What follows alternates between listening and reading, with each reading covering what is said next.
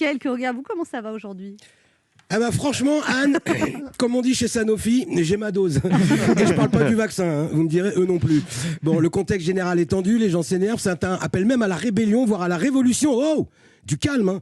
Alors il y a déjà eu des révolutions en France, bien sûr, mais ce serait bien la première fois qu'un peuple ferait la révolution parce qu'on l'a empêché de faire les soldes.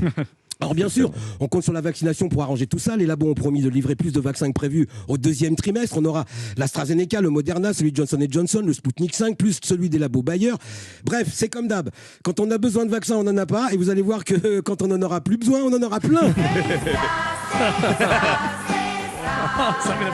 À ce jour, en France, 140 000 personnes ont reçu les 2 doses de vaccin et 1,5 million de personnes attendent la 2e injection. Et franchement, c'est lent.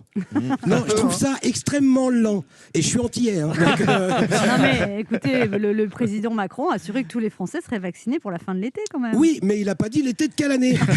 Alors pardonnez ma familiarité, mais ce qui me fout les boules, c'est qu'en France, on a vacciné moins de gens pour une population équivalente que l'Italie. Même l'Italie se débrouille mieux que nous. Alors que d'après enquête exclusive, c'est un pays qui est géré par la mafia quand même. Alors même les labos français comme Valneva vont donner leur vaccin en priorité aux Anglais qui les ont soutenus financièrement pendant toute la phase de développement. C'est normal. Franchement, nos dirigeants sont trop forts. Ils ont réussi à se démerder pour que même le vaccin français, on l'ait après tout le monde. Alors est-ce un échec français quand un journaliste de quotidien a posé la question au patron de Valneva? Il a fui en pleine interview comme s'il venait de voir Élise Lucet. Donc ça, c'est pas bon signe. Le vaccin Valneva, on l'aura en 2022 peut-être. C'est plus Valneva, c'est Valnever en fait.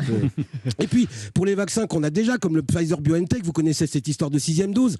Non, oui. Chaque vaccin qui contient 5 doses jusqu'à ce que le fabricant Pfizer-BioNTech ne décide qu'en fait il y en avait 6. Si on racle bien le fond et le bouchon. Alors, je sais pas vous, mais moi le seul moyen que je connais pour remplir 6 verres de vin avec une bouteille prévue pour 5, c'est d'en mettre moins de 20 dans les 5 premiers verres. Hein.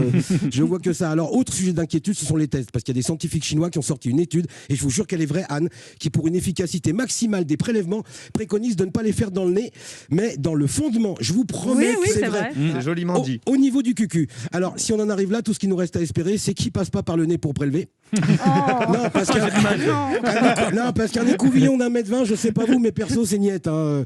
Bon, vous me direz, passer par le nez pour arriver jusqu'au fondement, vaut mieux ça que l'inverse. Non. S'il vous plaît. D'accord. Un peu de tenue. Je me tiens. Excusez-vous. Je m'excuse. Je vous prie de m'excuser. Voilà. La dernière fois, je vous ai parlé du variant anglais, sud-africain, brésilien, japonais. Alors, je me suis renseigné. On attend le variant français. Les infectiologues sont formels. On en aura un tôt ou tard. Plutôt tard que tôt. Hein.